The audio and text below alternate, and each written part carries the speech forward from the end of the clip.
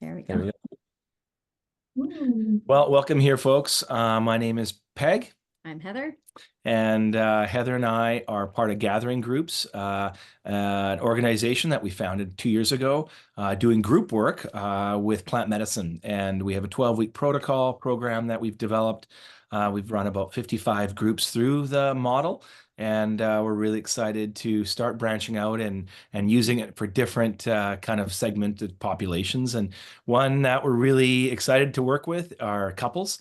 And so today what we're going to do is we're going to tell us a little bit about who we are, how we got into psychedelics, a little bit about how psychedelics have been helpful for us in our own relationship. And then we'll talk a little bit about our model and how we work with couples in this format using a group work, couples in group format and retreat, which is quite different than a lot of other models out there. So we'll talk about it. And then we want to open it up for Q&A. And we've got a cool little interview with a couple who's been through one of our groups. They're on the line here, Daryl and Sandy. So we'll chat with them a little bit before we open up to Q&A. But that's kind of the format. But I really want this to be relaxed, ask questions. This is, to me, is a really beautiful topic to explore, and I really want people to feel included. And any question is kind of open. So that's kind of where we're at. Anything else I'm missing, Heath? I don't think so. Yeah. Okay. Awesome. So how do we first get into psychedelics? We actually started, we learned about psychedelics from our oldest daughter. We have 4 daughters. You know what? I should actually share their, yeah, why not, right? Okay, I'll get their picture up so you guys can actually see our kids. So we have 4 daughters. Maybe you can give the ages. Yeah. Oh, they haven't shared the screen yet. Yeah, four grown daughters. The youngest is 22, the oldest is 28. And there they are. And all of them, for the first time in our life, have partners, and it's making our life a whole lot easier, which is so great, because you always think, hey, when they're out of the home, the emotional support thing stops, but it doesn't. So it's been really great having them all with partners, and that was a moment this summer where we happened to have just the girls with us, so we were like, we need to take a family photo, so we did. Yeah. So our oldest daughter in high school. She's the one in the middle. Yeah, right in the middle. So she had Crohn's disease and we've done a lot of research about psychedelics. So this was 12 years ago. This is, quite a while ago. But she had recognized that she wanted to really deal with the kind of suffering and pain and some of these kind of issues, and so did a high dose experience with mushrooms and came to us and said, "Hey, mom and dad, don't freak out, but we just had this massive journey on psychedelics, and it changed. I met the divine," she said, "and it changed my relationship with my disease and my body, and I want to talk to you about it." And we're just sitting there like, wow, like that's an amazing thing for a 16-year-old to come to their parents with that kind of information. And we thought, wow, I mean, we weren't into psychedelics. Like, that was pretty out there for us, right? We had grown up in pretty conservative kind of frameworks, Christian and these kinds of things. And so this was new to us. And yet, as we began to study and look into it over the course of the next few years, really saw that there was some amazing research coming out of a place called Johns Hopkins, as you guys know. This was, so by 2015, I really started to get interested in it for myself and for kind of research and looking at the potential for mental health. A good friend of mine was a therapist, and we were reading some of the papers, and he was just saying, Peg, like, I've waited my whole life for these kinds of medicines to be able to help unlock people from things that maybe they've been trapped in their whole life. And that was exciting. And so we began to do a lot of research. And it wasn't a couple of years later that I said, hey, we got to find a therapist that's willing to do this in the underground. This was still pretty out there. This is probably 2017. And we found a therapist, and were able to go and work with that therapist. And I had my own first experience, and it was transformative for me. And I'll stop there, and I'll let you jump in, and then I can talk about maybe how it impacted my life. Yeah. So we'll start. We haven't really introduced anything about us, and there's a few of you on the call who know us, so sorry, you're going to hear stories you've already heard. But Peg and I have been married for 33 years. I think it said on the little advertisement 35, which is not true, but that's okay. Somebody bumped us up a couple years. So we've been married for 33 years. We've got 4 daughters. I've been a teacher for most of that time. So this is my 29th year of teaching. I am on a leave of absence because we're doing our gathering groups. And I also got my my graduate work for therapy in 2013. I finished, so I did a little bit of therapy in the school system, and now do some private therapy as well. So that's kind of my, I don't know, professional role. Yeah. And you? Yeah, my background is had a lot of different hats.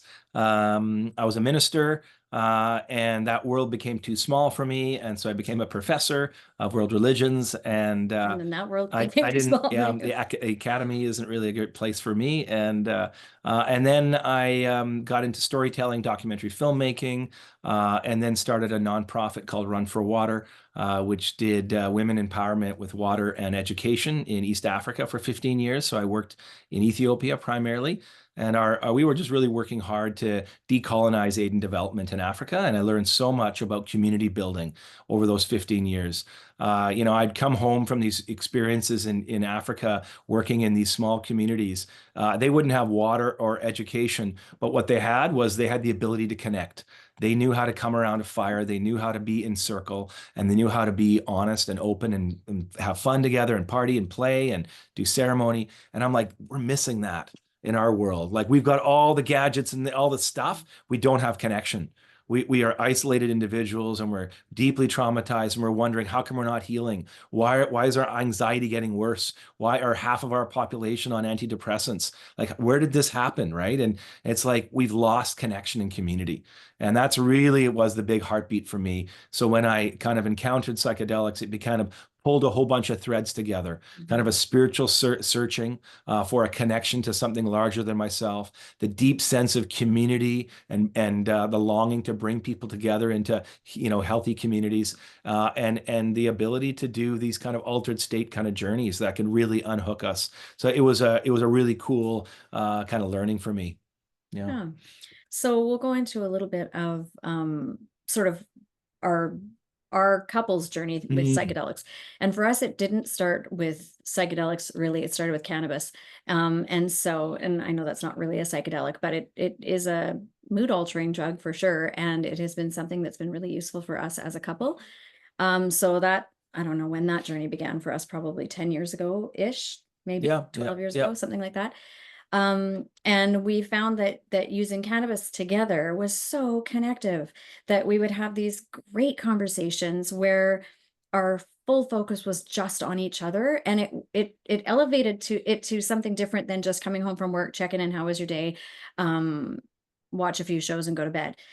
For us, it was it added such depth to our relationship. And we found using cannabis sort of I don't know, put down the barriers of defensiveness, the defensiveness. Maybe. Yeah. So you could say how you felt, and the other person would receive it differently than not on using cannabis. So that was something that we just discovered that worked really, really well for us. And so in that sense, when our daughter Milan told us that she had used psilocybin mushrooms, it was still a stretch for us by a long shot, but we recognized that there was some similarities to what we were experiencing using cannabis to what she had experienced using psilocybin. And I mean, the research there's an author named Daniel McQueen who wrote a book called Psychedelic Cannabis. And I've chatted with him. He's out of Denver, and he has developed a protocol to actually use cannabis in kind of psychedelic ways. And what that means is he's mixing a certain blend. He's setting intentions. He's putting people in a container with ritual and spiritual kind of framing. And when you do that, working with cannabis can be a deeply, altered state kind of experience, and it can be deeply healing. So we are not here here to disparage cannabis. If anything, this is the first kind of, that's the first medicine if you want as a couple It's the to, gateway drug. yeah, like to start with that one. That's a good one because there's lots of agency and you can really get in and out of it and you can learn to work with it. But I would really recommend Daniel McQueen's work on cannabis, psychedelic cannabis, and he really lays out how to work with this medicine in a spiritual kind of healing modality and therapeutic as well. And so we've hosted cannabis circles and they've been really beautiful. So we just wanted to yeah. Shout out to cannabis. Yeah, cannabis is like an incredible, beautiful plant, and it comes with a lot of baggage with some people, but it is one that we really recommend learning to work with and learning what strains to combine, learning to put intention on these kinds of things. And so, anyways, lots on that. Maybe that's a whole thing we could do on cannabis for couples. But anyways, we have to mention it because this is a really important part of our learning, right? So we work with psilocybin, but one of the things that has come up from people is if you're going to do work with couples, why not use MDMA? So I want you to talk a little bit about the MDMA piece and why we don't. And it is another great one, but talk a little bit about why we use psilocybin rather. So MDMA is an incredible medicine as well, and it's it's been researched really extensively, and by Molly, ecstasy, these kinds of names. But it's been really helpful for couples that often get stuck in kind of some big trauma patterns as couples.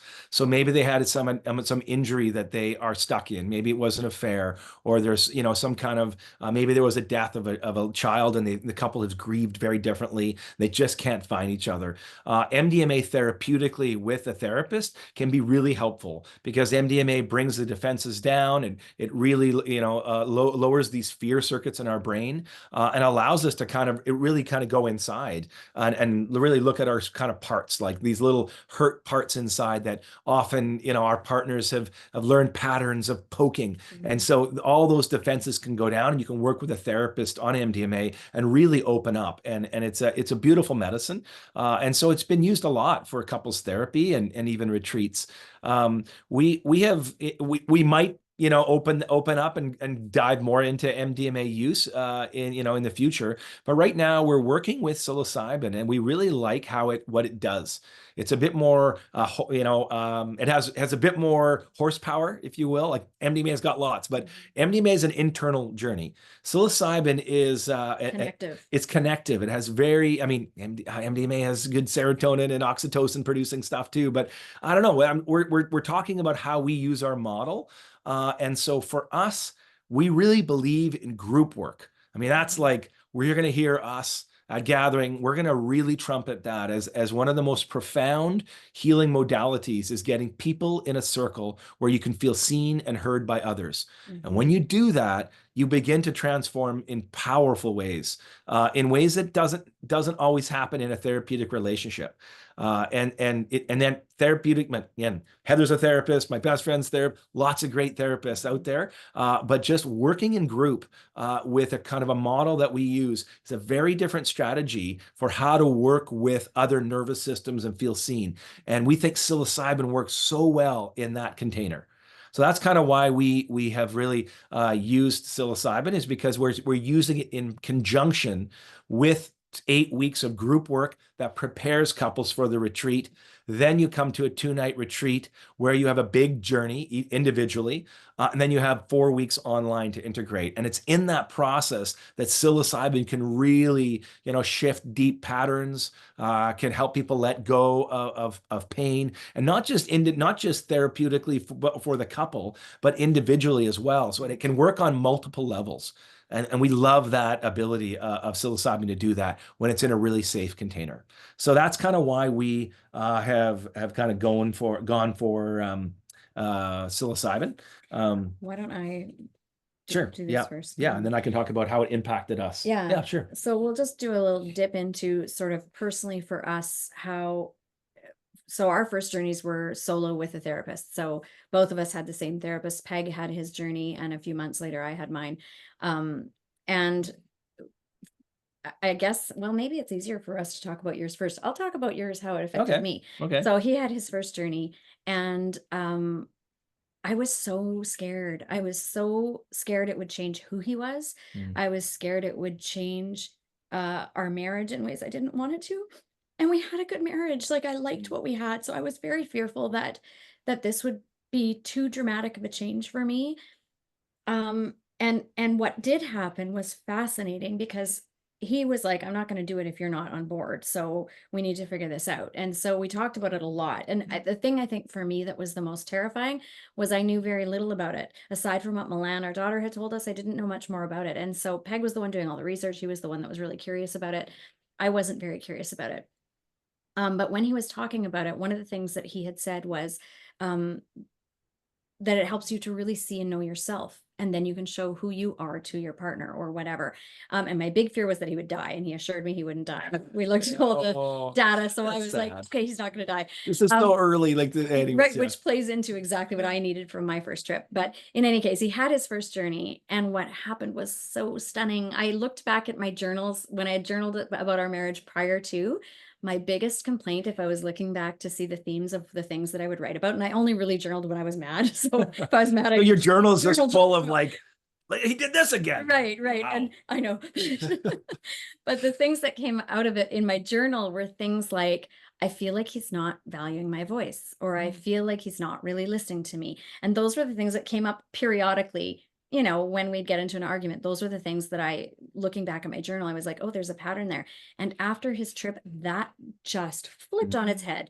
Suddenly I was his most important priority. Like, it was shocking. I almost felt like, okay, dude, back off. I need some space. Like, there was so much intentionality in the way he related to me. And suddenly my voice was the most important voice for him to hear. He wanted to hear my perspectives. He wanted to, and not that he hadn't before, but it was just a marked difference in how he was doing that afterwards. And so him going through his journey, and obviously you need to tell what it was like from your perspective. He got super emotional afterwards. Suddenly he was in touch with emotions that I had never heard him express before, which was beautiful and amazing and a little unsettling. It was a lot. Yeah, it was a lot that we'd have all the girls over and he would be telling them how much he loved them, and he'd burst into tears, and I'd be like weeping all the time. It's like, you guys are amazing. Look at how, I'm just losing my mind.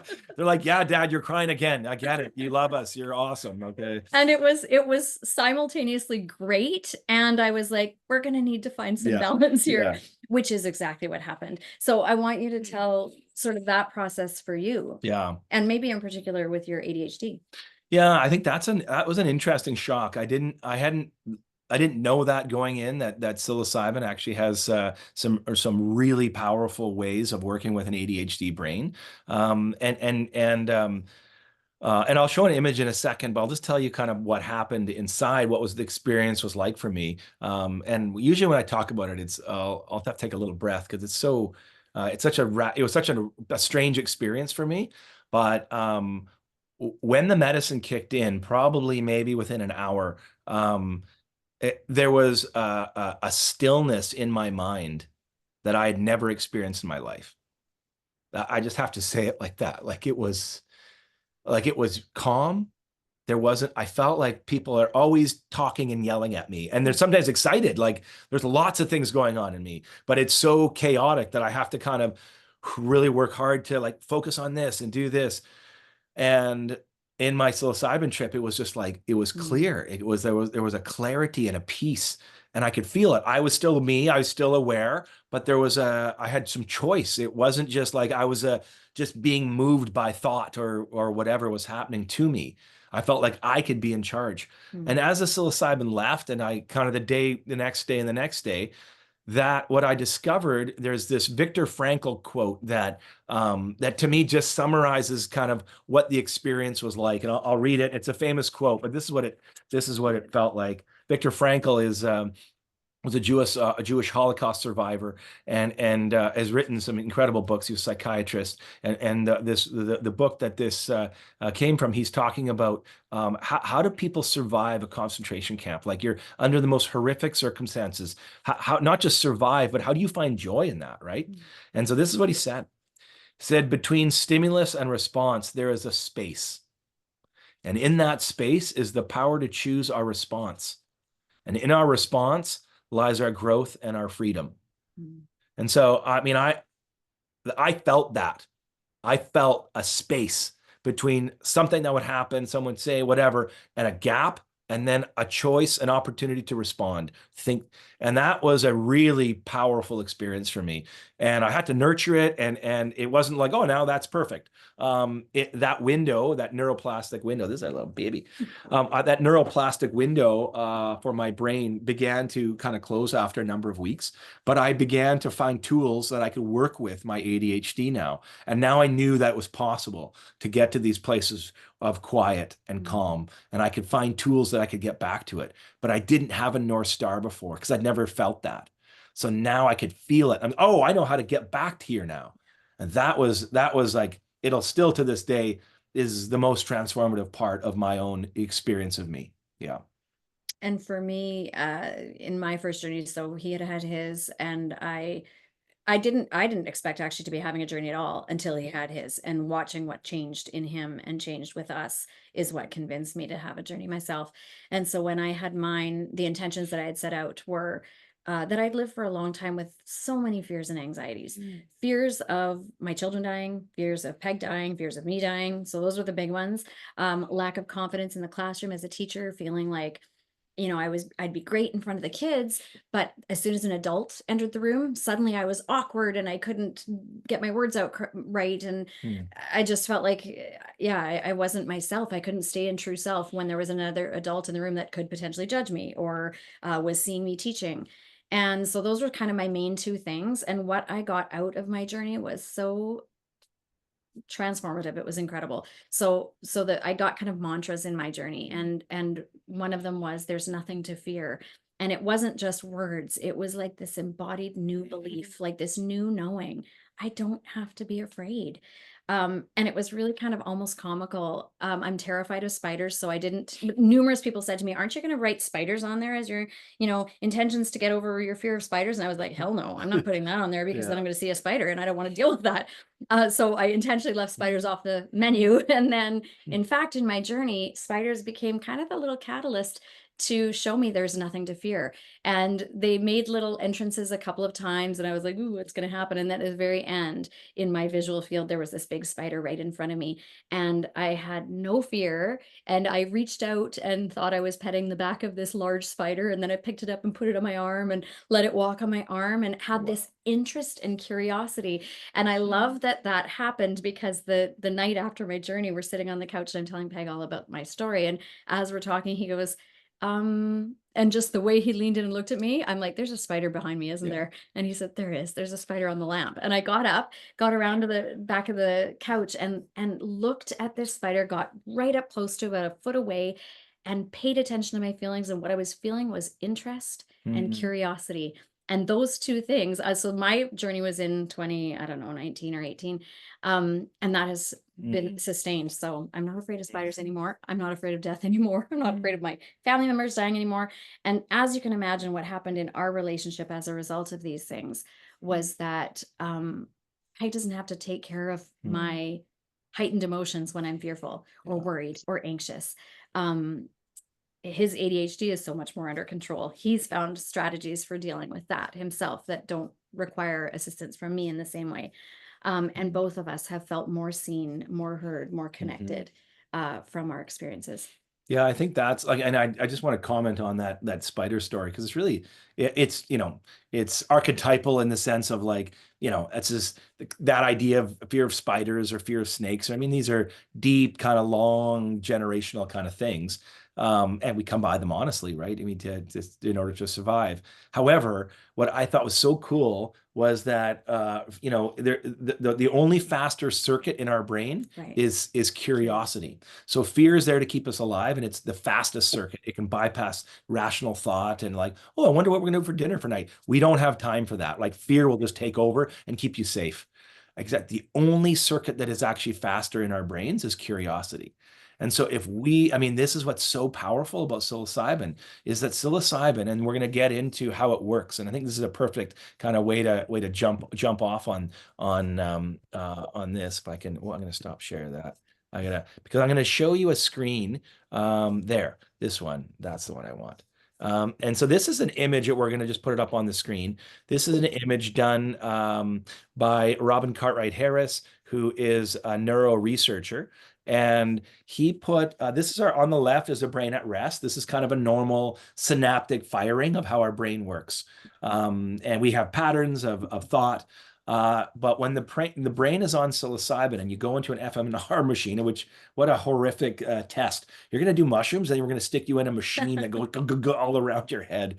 However, they did it. And what happens is you can see it just lights up. And so you have all these new neural pathways that start firing, and the brain wants to make new connections. It's like it just gets, all excited about making new pathways. And so fear is is a certain circuit, but there's a faster way to get there, and the faster way is curiosity. And the brain would rather take the fastest route. So it will default to curiosity around areas in our life where we have fear if we open to them, right? So this is what we found is that, perfect example, right? Is the brain on psilocybin is a really open neuroplastic kind of a brain, and that allows for change. And if you can think about how psychedelics work, it's the molecule of the mushroom. We're dealing with psychedelic mushrooms here, but the molecule is very unique. The psilocybin the molecule, it attaches to a certain neuroreceptor, right? And so it's a serotonin site. And so you get this serotonin build, you get these new neural pathways that are opening up, and it allows you to kind of see around the corners. How I kind of frame it is you might have something you're stuck in, a pattern, a way of being in the world, something that you've been doing this same thing for 10 years or whatever, or stuck in maybe a trauma pattern. And so there's an opportunity to kind of see it from a different perspective. And as you prepare your nervous system for this experience in a group model, what we found is that the psychedelic works best. And this is just from the work we've done. Psilocybin works best when the nervous system is at an absolute safe, calm place. If your nervous system is heightened in fear and you don't feel safe with the people around you, the psychedelic experience can be horrific and terrifying. So because it's going to amplify whatever is going on in your situation. So if you are in an unsafe atmosphere of chaos and you take psilocybin at a high enough level, it's going to amplify that chaos around you, and it's not going to be a pleasant experience. So it's not about the molecule itself. It's about how to set up the conditions so when you take this molecule, it enhances the right things. And so this is why we spend 8 weeks online preparing people in a group format to really be seen and heard. And we teach skills and tools about how to hold a sacred space together and how to hold emotions with one another, and not to fix, not to judge, not to jump in and, storytell over each other, but to sit in the discomfort of saying, wow, when you were talking about that, I felt really sad. And that's it. I just want to sit with that sadness. Those are the tools that we build in for 8 weeks prior to the retreat. So those are some of the reasons why when we talk about group work, why it's so powerful to do all this work before you come into a journey on a retreat, right? So versus just dropping into like, hey, we're gonna go to do an ayahuasca retreat in Peru, and we'll fly in, and and the next day I'm doing ayahuasca, right, with about 30 people I've never met. It can be really disorientating, right? This model slows the whole process down and says, we're going to do this as a team, and we're going to go slow until all the nervous systems are aligned with one another and they're really feeling connected, and there's a love present. And when that's there, people are excited to work together in a group to support one another and encourage one another. And the impact of these journeys are really quite profound. Yeah. So you want to do you do want to talk about that a little bit? I'm going to do 30 seconds on that because I don't think it's the right. I was going to talk about the history of kind of psychedelics, but we don't really need it. I think the main thing to know is that the history of psychedelics has largely been done in groups, which is why we have decided to do a group model, because that is the way of the past for thousands of years. Of years. And I mean, this is pretty cool. Peg went to Greece this last summer and had an opportunity to visit Eleusis and Yeah, there's Just give us a little okay, yeah, those notes it's on a that. cool experience. So I connected with an archaeologist just outside of Athens, and there is a site just outside of Athens called Eleusis, and it was the site of the largest psychedelic festival once a year that happened for everyone in the entire the empire. And so you could be the emperor, you could be male, female, anyone over the age of 18 was welcome to come to this, and you were doing it Social in, status didn't yeah, matter. and yeah, you could be slave free. Like, it was the one time of the year that everyone was on the same status. And they would, yeah, the temple would hold up to 5,000 people, and they would be a 9-day festival. And on the final day, they would do this high dose ergot mushroom a mix. It's called the kukion, which now we are recognizing through archaeobotany, where they take vessels and scrape them and do DNA tests and go, that's a psychedelic substance in those vessels that we're finding in these archaeological digs. And so they would take this and have this big experience in groups of 20, up to 5,000 people in this temple. And so I stood him on these ruins and listened and spent a couple of days really understanding the power of why group work. Why did they do this in groups? And most of the time you would kind of do it. You would bring people from your neighborhood, and you'd have a sponsor. Like, it was such an interest, and they have lots of records about this. Like, so there would be one person who's gone before last year, and it would be like, hey, you got to sign up, and you got to take 6 months to prepare, by the way. Wow. If you want to sign up, you have to do it 6 months ahead of time to get into the group of 20 in your neighborhood that's going to go on this march out to Eleusis to do this journey. So we've been doing this as a human race for thousands of years, but we've always done it in community. It's been when we come together in ceremony and ritual that we really heal, and we connect with one another. We feel grounded, and we feel like we're part of something. And so there's a little bit of like, I get it in the Western model. This psychedelics is going to come in through clinical trials, psychiatrists, doctors, therapists. That's how it's going to get accepted in society. But that's a very Western model, and it's very limited to what psychedelics can do. It's like, oh, you're like, hey, we're doing psychedelics. And I'm like, that's great. That's like you're on a little, mini bike. Or you could have, like, whatever, the coolest, group models and community is really where I think this movement is going to be going for transformation. And so, yeah, so that's a little bit about the history I just that one in Athens, and you could talk about the Mazatec First Nations people in Mexico, Maria Sabina, brings people together in community. It's a communal practice. They see it as a sacrament. Yeah, and so yeah, we won't get into all the other indigenous communities that have used altered state experiences. Even the Stolo First Nation people here in the Fraser Valley, they use drumming. They use lots of altered state work, and the way they do that, they do this in a community. You don't just haul one person out. You do it with families. You bring the family together and say, we're gonna heal mom right now, right? We're gonna get around mom. And so it's an amazing these medicines and these ways of being have been with us for ancient times, and we're really seeing a renaissance back into communal ways of using medicine in groups to heal. Yeah. So what we're finding is in when we're doing this with groups of people, whether there are, like, we've had a number of couples that have joined a co-ed group, and it's not necessarily a couples group, but there is a couple within the group. And then we've done a number of groups that have all couples in there. And what happens that's so fascinating is that you watch, if you're with your partner, you're watching your partner be vulnerable in front of these other people, and these other people are witnessing back to them what they're seeing in them, how they're relating to them, how they feel emotionally connected to this other person. And you get to witness that in your spouse. You get to witness your partner being seen by others. And it gives you a new perspective on how to see your partner. When you see what makes your partner light up, when somebody reflects back to them, and you think, oh, they really connected. He needs more of that from me. Or I see a way in to connect with him on this particular thing because I saw somebody else do that with, in relation with him, feeling his emotion or sensing where he's coming from. And so it's really a helpful tool to be in a group with your partner. And then the group process too, just really helping connect with, that feels weird. Yeah, I know. You're like, what? You're like staring at me. I love that you actually stopped me on that. I was like, oh. I was like, yeah, it's awkward.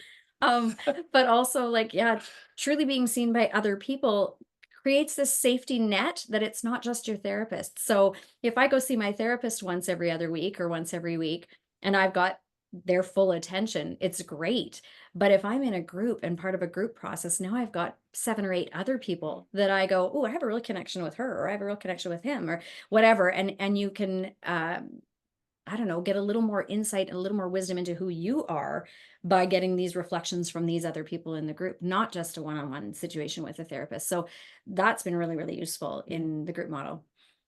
Yeah, I think the other thing is that the way that we're kind of working with these groups is that we're really interested in the individual process inside the couple. Right. And then that couple inside of the kind of nested inside the group, right? So there's all these interesting dynamics that are going on. You have the relationship with yourself that you're working on. You have the relationship with your partner. But this isn't couples therapy. Like this Right. isn't like, let's all we all have our 3 problems that we're working on. Right. Now we're going to do this group around it. It's not how we're designing it. We're designing it as a process to go through about, emotional intelligence. We look at things like internal family systems. We just little bits about understanding the parts that we have inside of us.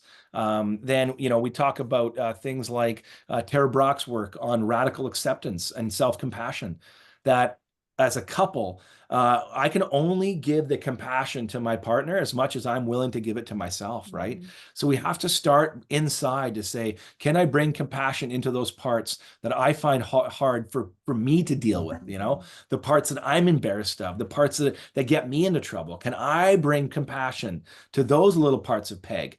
Because if I can do that, then I'm like, oh, I can bring that to Heather's parts that often trigger me, right? The parts that when because it's parts that get in collision, not our true self, right? When we're in our essence of who we are, with compassion and kindness and clarity, we can relate easily. It's when we get out of step of that, which is, the dance of a long-term relationship, right? I mean, ours is a marriage. We've been together for, well, we've known each other for 40 some years. Yeah. So we've been in a rhythm for decades, like 40 years. We've been playing this game of learning from one another and challenging one another and listening. And when we discovered psilocybin, we began to see it helped us level up to look at areas in our life that are like, oh, I don't want to look at that. But psilocybin allowed me to go, oh, Peg, you don't have to be scared of opening that up. You can open that up. You can lean into those areas of maybe shame, of disconnect, of times where we've maybe really missed our mark together. And maybe that's there's an opportunity to really connect around that. So that's kind of how we use the model of the group to kind of reveal the individual parts as well as the kind of things that are happening inside as a couple. Mhm. Should I read this quote? Sure. Yeah, it's a great. Do you want to put it Okay, up yeah, on screen? I'll do that. I'm just going to read a quote from Dick Schwartz, which is he's the one that has put together internal family systems in a framework that is quite commonly used now. So the idea that we are a bunch of parts, not just we are a whole, but we have a bunch of parts. So this quote says, in intimate relationships, our parts often get triggered by each other, leading us to react from our wounded places rather than from our core self. These parts carry fears and past hurts, and when they take over, they can make it difficult to communicate openly and lovingly. When we learn to recognize and manage these parts, we can interact with our partners from a place of compassion and understanding, fostering healthier and more fulfilling connections. Yeah, so okay, yeah. So then we'll just kind of end with talking about our group model a bit more and why creating a safe space as a couple is absolutely essential. We put what we've done in these groups that have been more targeted toward couples is we've usually it's 4 couples and Heather and I. So there's 10 of us on the call. We will meet online once a week for 8 weeks for 90 minutes. Each week you get a question that you answer individually, and you have a timed amount of time that you respond to. So you have about 3 minutes to respond. And you speak from the eye, you speak from your heart, and they're usually questions around feeling. They're usually those kind of feeling-oriented questions. And then you have 2 or 3 people that witness you. And we use a model called embodied listening. And it's learning to listen with your body, not with the next thought or the next reaction I have, but it's really learning to go inside your body and find what is the emotion and sensation that's coming up when someone else is talking. Where did you find that connection? What came alive in you when they were talking? And it might just be a word or a phrase, but you'll notice as you start paying attention, if you're listening in tune, you'll go, oh, that's where I came alive. When you said that, that's where I really, felt something. And so we teach that skill, which is maybe 30 seconds, a minute in a response, but you feel that 3 or 4 times from other people. And then we invite the partner in at about week 3 or 4 to start witnessing their own partner. But in the beginning, we say, we don't want you witnessing your partner. We want you to just feel it from other people. So you can feel what it feels like to land when someone else really sees you and can feel into what you're saying and how how it's connecting for them. And that kind of gets modeled. And then we invite the partner in to start witnessing, and they can kind of talk about what did it feel like when you witnessed me and really saw me in that area that I was talking about. So we use that model to prepare us for the altered state on the weekend. We do a 2-night overnight retreat. Come together on a Friday, have dinner together as a group. We got to share some kind of things on that Friday night. Saturday, we have a day together, set intentions. We journey in a circle with eye shades and headphones, playlist. The journey. We have facilitators that we come in that we bring in for the journey to sit with us, and then we integrate after. We have dinner together. We talk about what came up both individually, what impact it might have on you as a couple. We have some sharing around that. We have that's it for Saturday. Maybe a fire, hot tub, whatever we need at the retreat center, and then Sunday kind of breakfast together, and then we're off. And then we are back online for 4 weeks, integrating our learnings and our insights for another month after. And so that's kind of our model, and we're really excited about it. And just a little side note is we're really excited because this model is going to be finally tested by Health Canada. So we've been named in a clinical trial that will be starting this fall. We're working with first responders, for firefighters, police, and veterans, and really looking at PTSD and depression and trauma as using this 12-week model and retreat with psilocybin as a way to really help some of these individuals get unstuck. So we're really excited to be working with that population. But it really just, what excites me is we get to show off this really powerful way of being together in a group and doing this medicine work together. That to me is a game changer. Mm-hmm. So maybe one last thing before we interview Daryl and Sandy. It's obviously a bit of a tricky thing if you're in a partnership and you go, let's do this couples thing, and one of the partners is not ready or not wanting to. And so that's something that we now know enough therapists that are using this or working in the underground using psilocybin to know that you can't force somebody to do this who doesn't want to do it. Like, just like anything, no one is going to change by somebody else wanting them to change. They're going to change because they want to change, or they're going to take these steps or these risks because they want to do it. And so that's one piece that we're like offering a couples group. Obviously, it's going to have to be couples that are both ready to grow and learn in this particular way. And that there's not pressure on one or the other to join, but rather that the slower person is leading the way on this one. If they decide to do it as a couple, it's going to have to be at the timing of the person that's not as ready, right? For this. And also I don't know, I can't speak for you, I guess, but I think I can. The mushroom is kind of like it almost feels like it's personified in a way. Like I've come to believe that it calls you when it's ready for you. And I felt so certain after Peg had his journey that it was almost like an audible voice that was like, it's your turn. It was so clear to me that I needed to do this. And so we encourage people, whether couples or whatever on their own, to be sure that this is what they want, because it can unearth some stuff that maybe that you weren't thinking you were ready to deal with. And it takes some work. It's not a nothing. It's not a magic pill where you take it and now you're like, oh, all my problems are solved. And there are lots of things that you get unhooked from very simply and very easily. But there are other things that it goes, okay, it's what we liken it to is like a backpack. The journey sort of shows you, oh my gosh, I've been wearing a backpack. You take off that backpack and dump it out and go, oh, there's all sorts of stuff in here. And oh, I could just toss that. I don't need that. Why am I carrying this? That's from forever ago. I don't need that.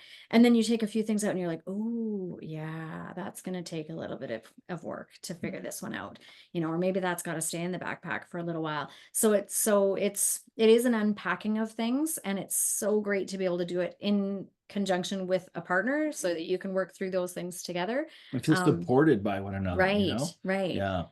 Yeah. It's, so yeah, that's, yeah, I think there's options here too, is because for some people we're not quite ready, but maybe you could go in as an individual into a co-ed group and do or go into a same gen. We have men's groups and women's groups and co-ed groups, and now a couples group, right? Yeah. So we have had lots of success with an individual coming into a group, and then 3 months later their partner does a group, which is also so beautiful. And then they get to sort of support one another through their journeys. Yeah. So, and we've had lots of couples do a group, not necessarily a couples group. They just signed up as a couple, and it was such a rich experience for them as well. And yeah, just whatever comes up is important for a couple to navigate and work with. And so why not do that together and try to find each other through that, and do it in a container of safety and facilitation where there's skilled people that know how to move you through these processes so you don't get stuck, right?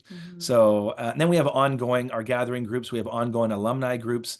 So once you've done one gathering group, we have a shorter 6-week version. And so we have people that will go, hey, I want another journey. And they drop in, and they already now have the tools and skills and way of doing the group. And so it's just like, oh yeah, here we go. And they just drop right in immediately.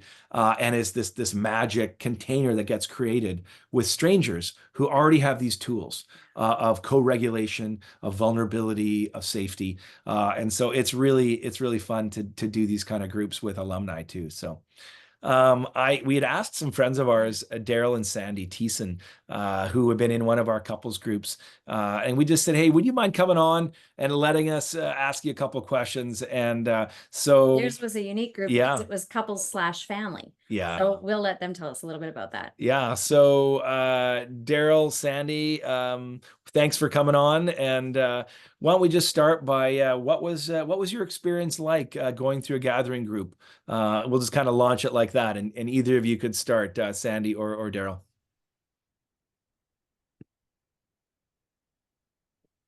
You have to take. We just unmuted. Hi, everyone. Sandy, you go first. Okay. Yes.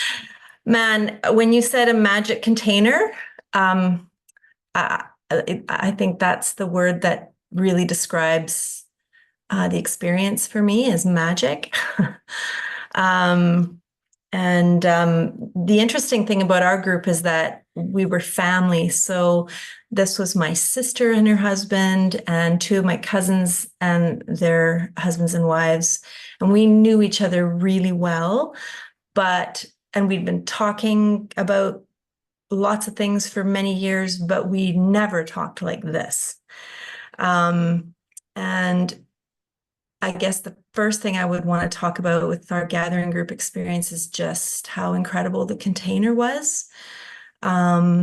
We somehow, maybe it's that magical mushroom that is personified that Heather was talking about, that's helping to lead you to something that's kind of perfect for what you need. But we were kind of able to just unpeel layers of ourselves as we gathered each week and answered these profound questions.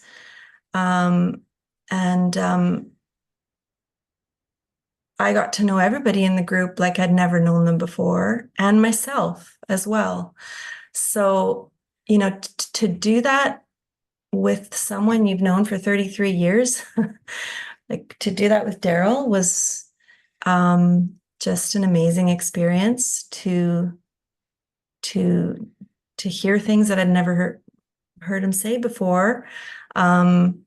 and just to really know him intimately in a different way, as well as everyone else in the group. So somehow we just got safer and safer and more vulnerable and more vulnerable and more true as the 8 weeks went on. So I also really, really appreciated this model of embodied listening, because I come from a particular culture, family culture, and also my background where, you know, we're really good at fixing things and we're really good at fixing each other. And there's always this sense of obligation to say something helpful. And it was such a freedom to be able to hear someone speaking so truly from their heart and to just sit with it. And everybody in the group was sitting with it. And, you know, it's a feeling. I can't describe it. It's a feeling of safety that I've never experienced. And I have a very close family, but I've never experienced that feeling before. So maybe you want to say some things about the container in the 8 weeks. Yeah, I like the structure. I think even without the medicine journey, the structure of gathering groups, the way Peg and Heather have created this, and they've studied other groups and they've brought the best of the best together, you know, and we would do some breathwork sessions together, which I think is a part of every gathering group. And we would have opportunity for a little bit of inspiration as a part of each session. And you know, we would just feel so close afterwards. It was hard to end the meeting because the meeting starts on time, it ends on time. But it's feels after 90 minutes of meeting on Zoom, none of us were ready to end, but we had to. And what was nice doing this as a couple was then we could talk and we could process together. If I was doing it on my own without my partner, it would be nice to have a friend, or I'd probably want to call Peg and Heather afterwards and talk to them, or I'd want to be able to share it with somebody, because the things that you're processing and you're working through are transformational, even all the way up to the journey. Even if you didn't do a medicine journey, it's still a transformational experience.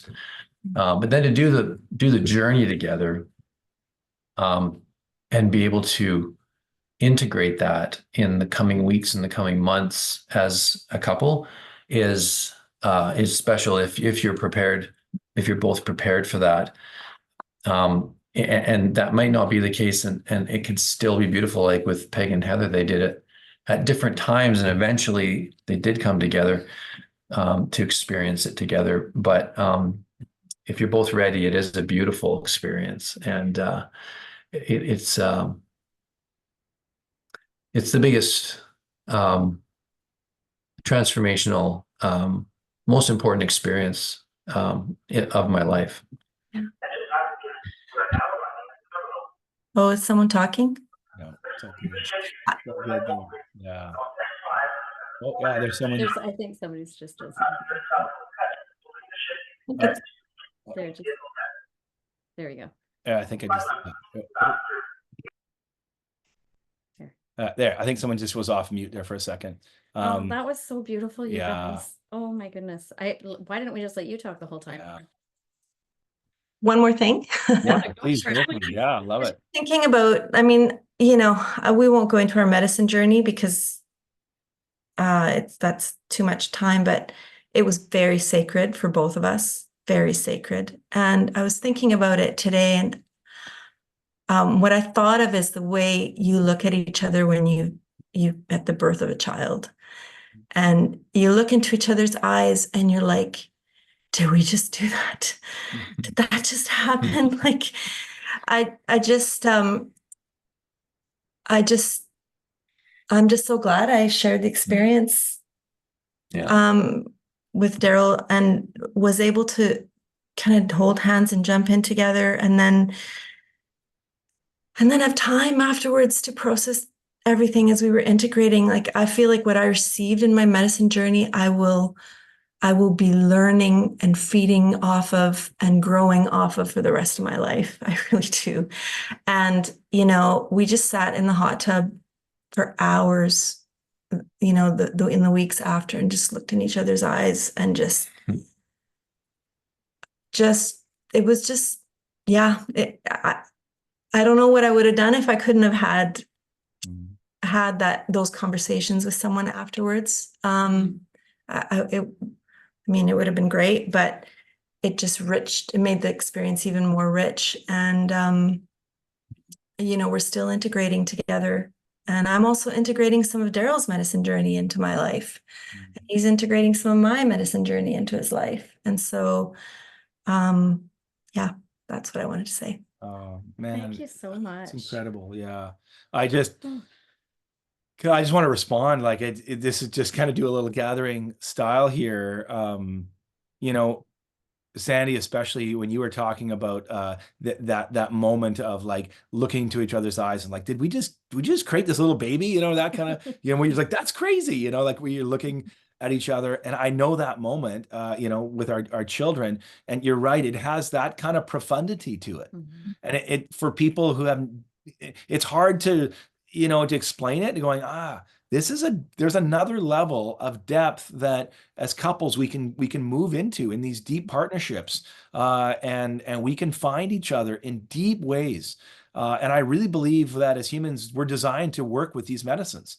We've evolved alongside of them for thousands of years, and it's only recently that we've really been pulled out of this kind of as a part of what it means to be human and in a community, right? So I think we're coming back to something. We're coming back to a way of relating in depth with one another. And so, I don't know, when you said that, there's just something that just lit up for me, Sandy, of that knowing in the look. I'm like, oh, I know exactly what you're talking about. It's so, after 33 years, you guys can have an experience as a couple that's one of the most profound connective things you've ever done as a couple. I mean, that's unbelievable. So thank you. What an honor.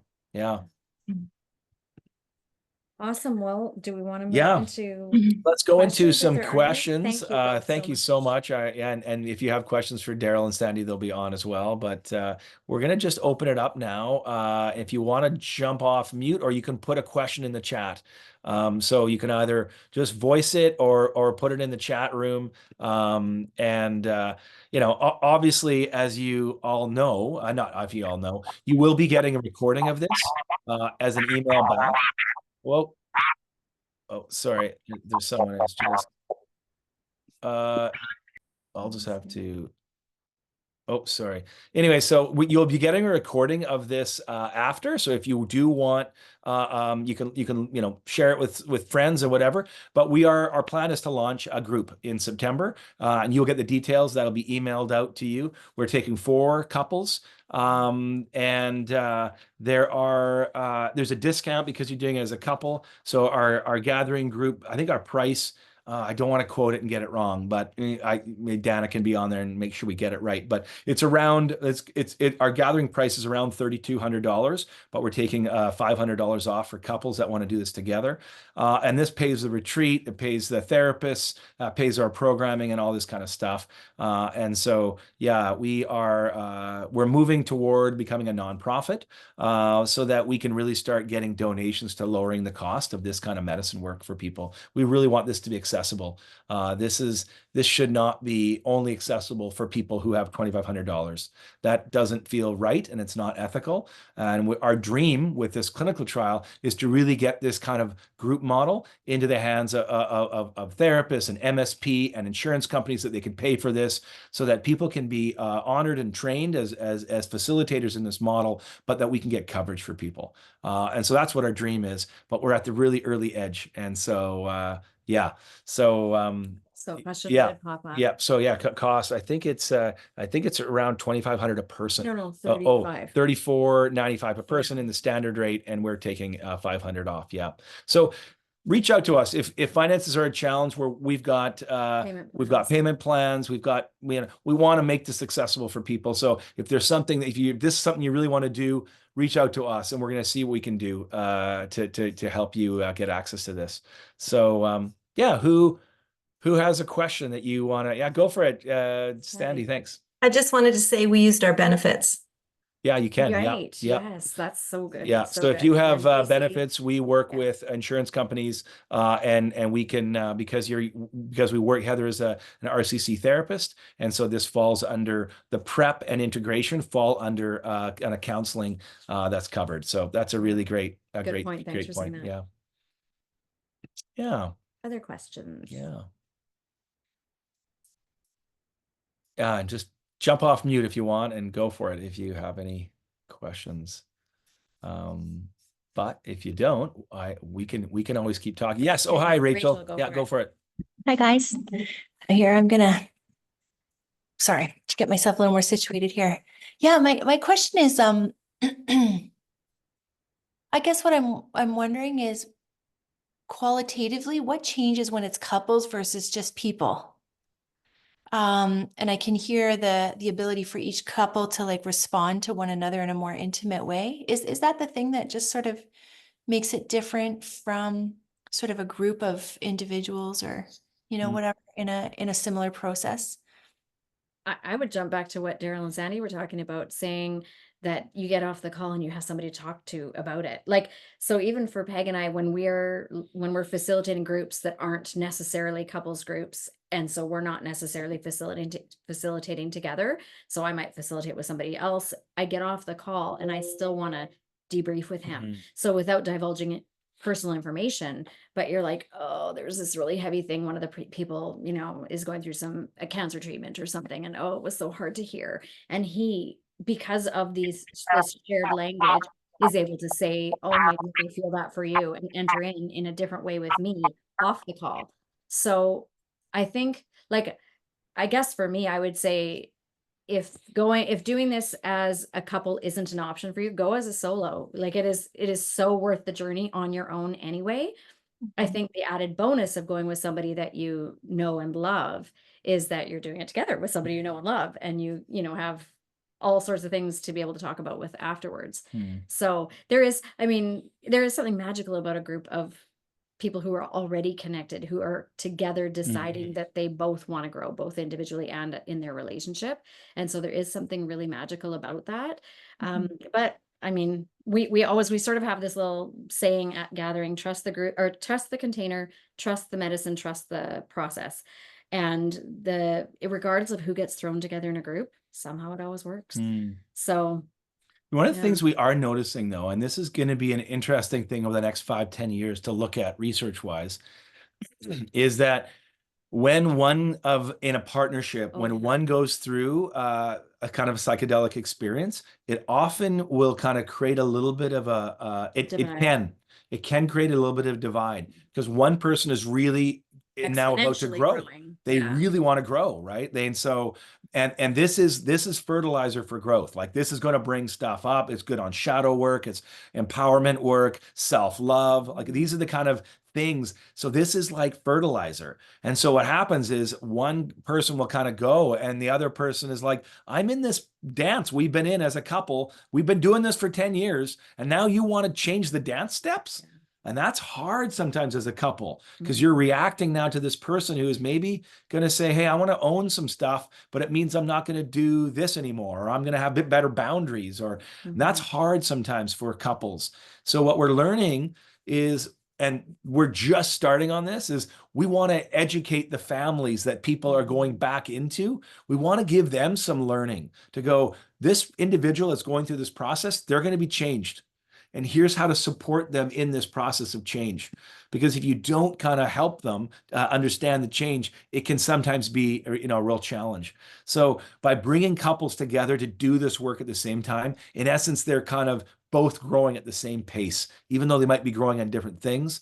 It kind of helps match and keeps that relationship a bit stronger. So yeah, that's kind of what we've found, is that we would love, like, our dream is to do this with families, like to do this with moms and dads and you know, and grown children, and they're, you know, I mean, one day we'll get beyond kind of that this medicine is an actual medicine and realize it's a plant.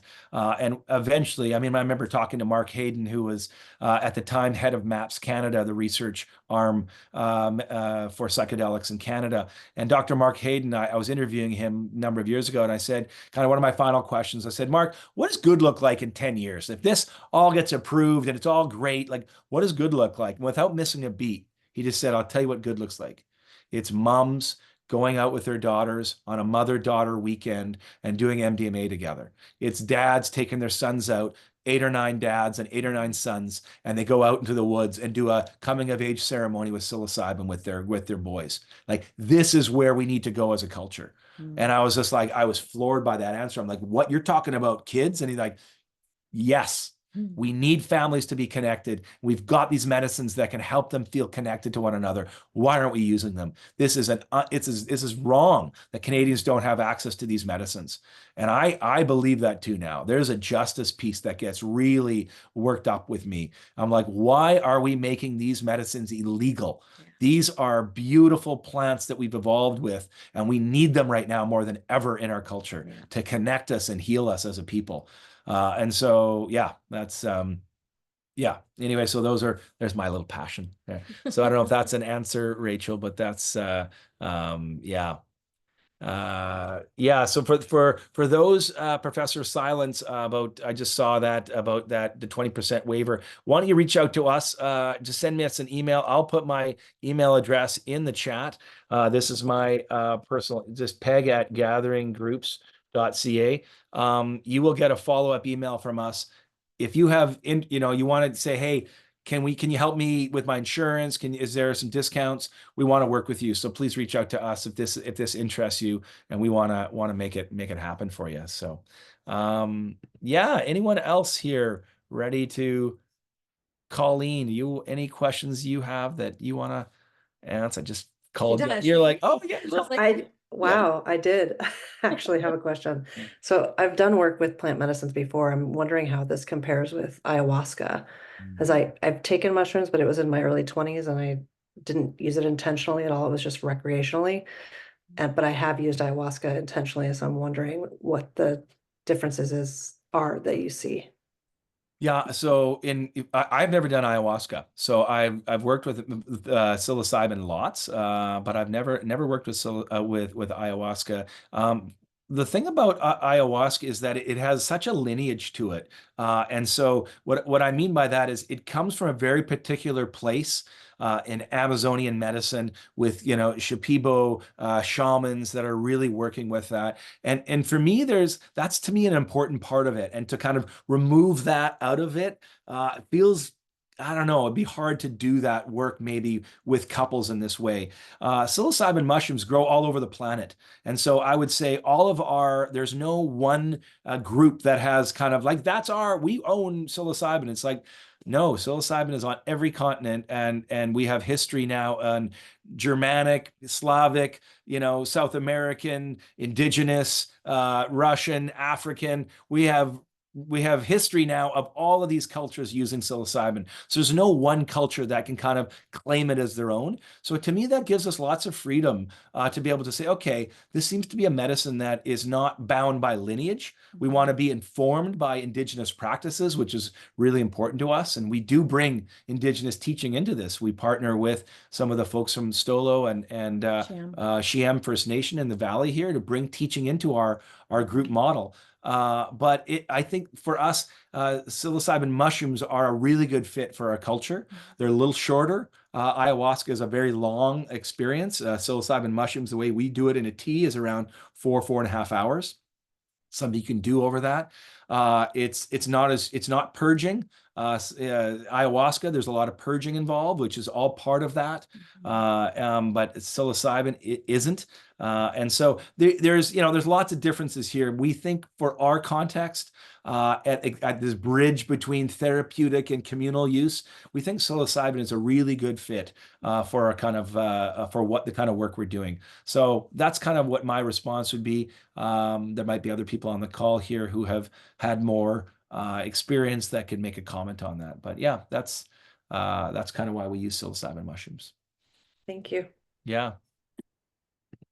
Anyone else that wants to jump off and ask a question? And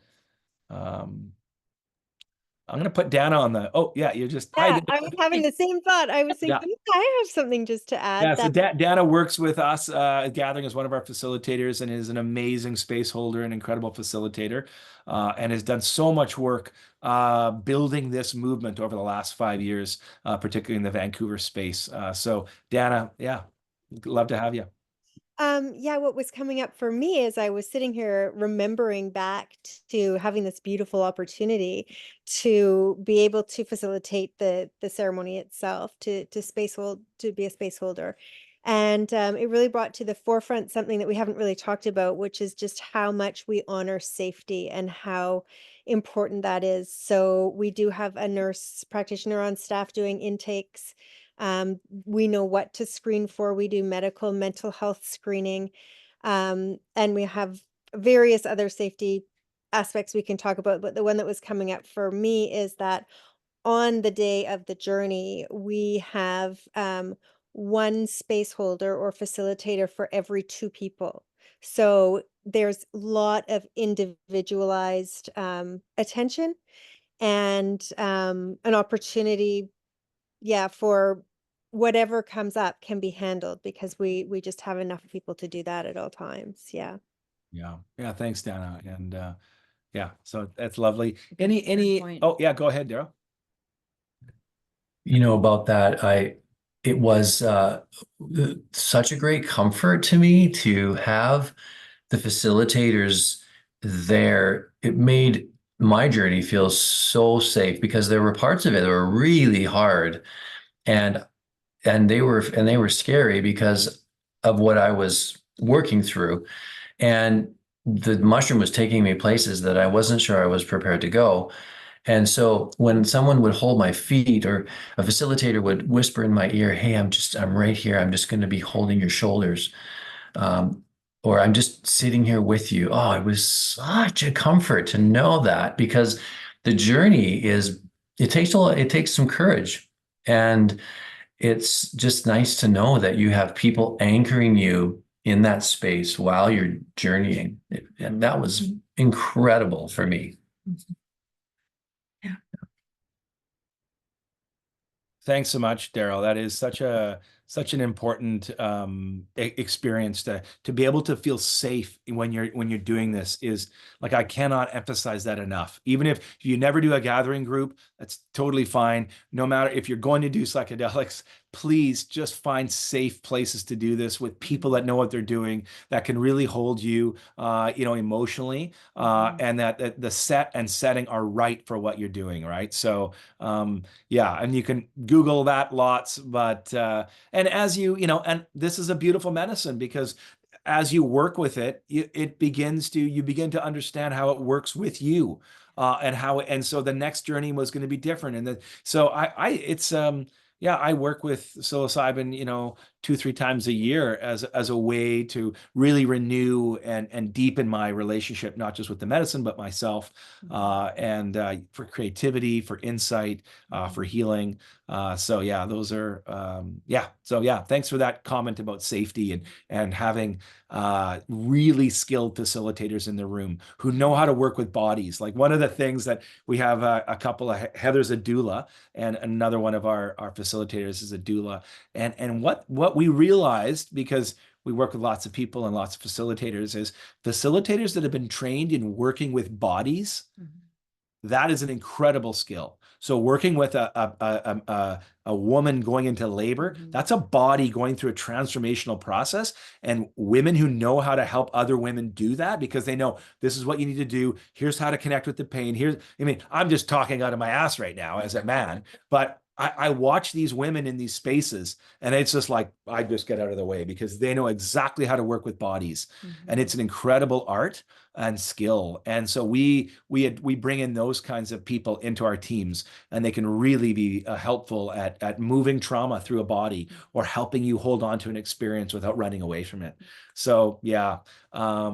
Yeah, so There's another here too. what kind of mental health issues do you screen for?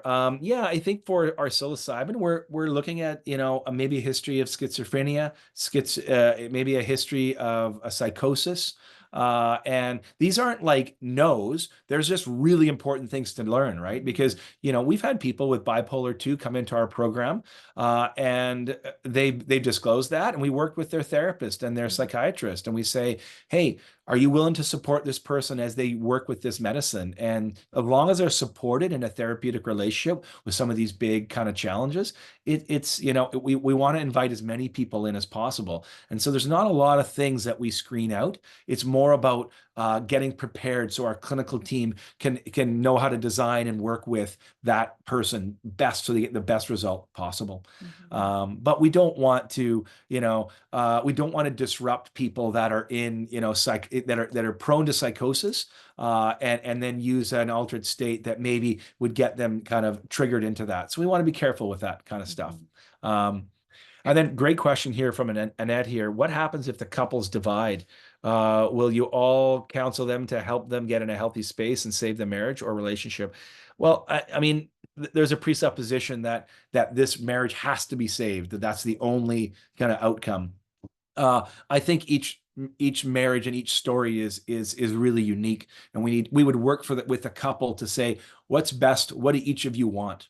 And so if in this process, this gets revealed that this story of this relationship is coming to a close, then wouldn't it be lovely for it to do it in a way that is kind, that is empowering for one another, that doesn't end in, I'm gonna, level you and destroy you in court for the next 5 years, right? Which so often happens in these places when relationships divide. So, I think this process of psilocybin, of working with couples, can be beautiful for helping them end well as well. So I'm not scared of endings. I want people to be really, to have places where they can be honest and they can feel heard and known. And this model helps that happen. So that's kind of how I would answer that. Yeah, I like that. Yeah. Yeah. So, does this experience for a couple help your spouse feel like they are a priority when you're a hardworking individual, limited time, but making the efforts consistently to be there for the spouse? For example, it was my idea to participate in this Zoom, but after work, I was burned out, just woke up to join. Yeah. I mean, life's hard, right? You're trying to, often couples are trying to raise kids. You got a mortgage, you got business, you got the challenges of life. And then you've got to, you're exhausted. It's 9 o'clock. And now you're looking across from each other like, I don't want to talk about anything. Right. I just want to watch a show because I'm so tired. That is so normal. And I think what this process does is it allows you to say, okay, what if for 12 weeks, once a week, for 90 minutes, we do this thing, and then we can talk about it after that if we want. But we've got this thing, like we're going to the gym once a week. We're going to show up, we're going to be honest with one another and in a group, and we're going to do this journey. That to me is like as a guy, that would actually feel like, oh, I can do that. But if the idea of like, Peg, every night you're going to have to sit and listen to how you failed, that's not what it is, right? But that's in my mind.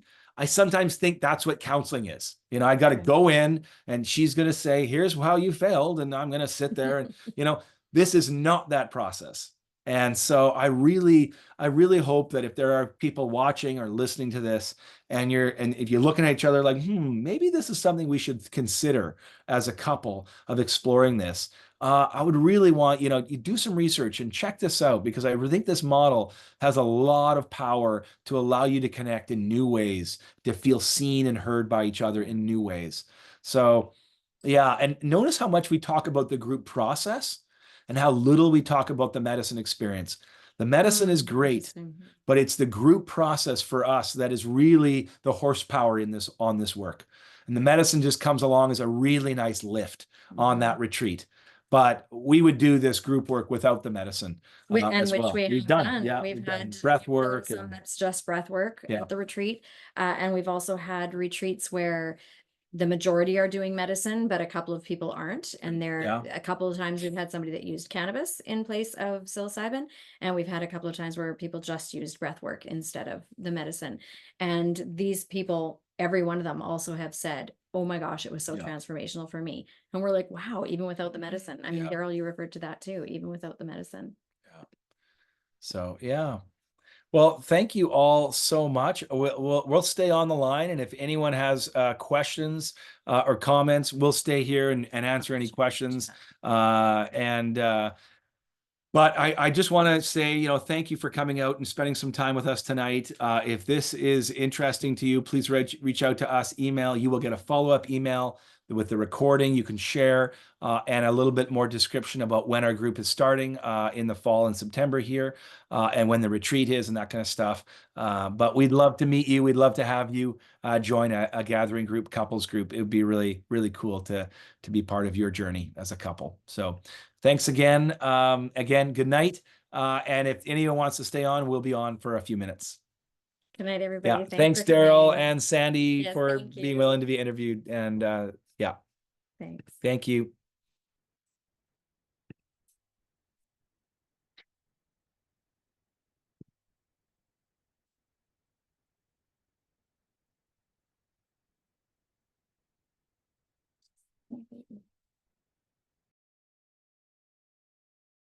Yeah, if anyone still wants to jump off and chat, we're going to be on for a couple minutes. Annie or Dorothy. Yeah.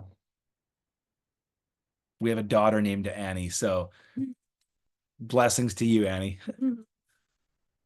Check the chat. There's still something in the chat.